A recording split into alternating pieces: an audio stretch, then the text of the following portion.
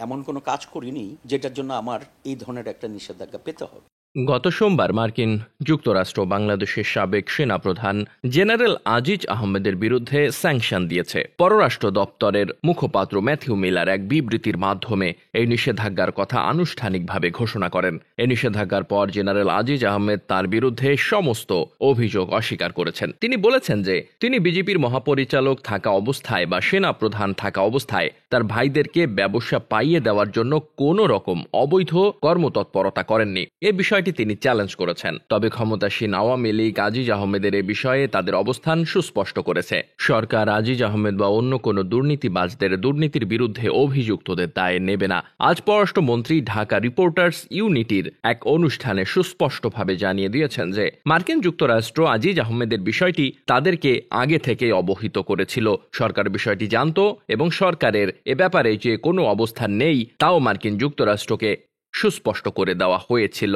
একইভাবে স্বরাষ্ট্রমন্ত্রী আসাদুজ্জামান খান আজ সাংবাদিকদের বলেছেন যে আজিজ আহমেদের বিষয়টি ব্যক্তিগত, এটির সাথে সরকার বা রাষ্ট্রের কোনো সম্পর্ক নেই। সুস্পষ্টভাবে প্রতীয়মান হচ্ছে যে মার্কিন যুক্তরাষ্ট্রের যে সিদ্ধান্ত, সেই সিদ্ধান্ত গ্রহণের আগে তারা বর্তমান সরকারের সঙ্গে আলাপ আলোচনা করেই গ্রহণ করেছেন এবং এ ব্যাপারে সরকারের পক্ষ থেকে সবুজ সংকেত দেওয়া হয়েছে। শুধুমাত্র আজিজ আহমেদ নয়, যারা চিহ্নিত দুর্নীতিবাজ, বিদেশে যাদের বিরুদ্ধে দুর্নীতির অনুসন্ধান চলছে বা দেশে দুর্নীতি দমন কমিশন যাদের বিরুদ্ধে তদন্ত করছে, তাদের ব্যাপারে সরকার এখন নির্লিপ্ত থাকবে। এসব ব্যাপারে সরকার কোনো পক্ষপাতিত্ব করবে না বা সরকার এই সমস্ত অভিযুক্তদের কোনো দায় দায়িত্ব গ্রহণ করবে না। সাম্প্রতিক সময়ে সাবেক পুলিশ প্রধান বেনজির আহমেদের বিরুদ্ধেও বিপুল পরিমাণ দুর্নীতির অভিযোগ উঠেছে। বেনজির আহমেদ ইতোমধ্যেই মার্কিন যুক্তরাষ্ট্রের নিষেধাজ্ঞার আওতায় আছেন।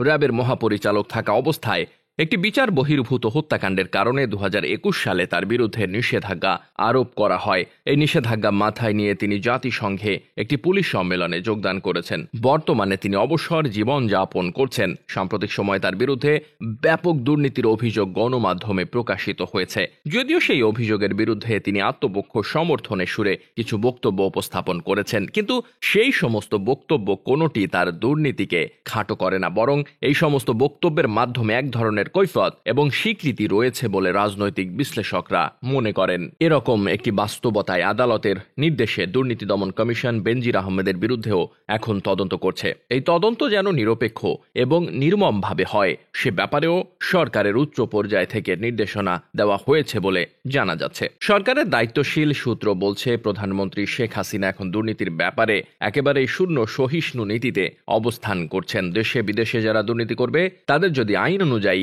বিচার করা হয়, সেসব বিচারে সরকার হস্তক্ষেপ করবে না এবং এটাতে সরকারেরও কোনো দায় দায়িত্ব নেই। বিভিন্ন সূত্রগুলো বলছে যে আজিজ আহমেদ বা বেনজির আহমেদের মতো যে সমস্ত ব্যক্তিরা দুর্নীতির অভিযোগে অভিযুক্ত, যাদের বিদেশে সম্পদ রয়েছে, এই বিষয়গুলো সরকারও তার নিজস্ব উদ্যোগে তদন্ত করে দেখছে এবং সরকারের নীতি নির্ধারকদের অনেকেই মনে করেন যে অভিযোগগুলো তোলা হয়েছে এবং যে সমস্ত অভিযোগে তাদের বিরুদ্ধে ব্যবস্থা গ্রহণ করা হচ্ছে তা পুরোপুরিভাবে মিথ্যা নয়। সরকার এই দায় দায়িত্ব নিয়ে বিতর্কিত হতে চায় না।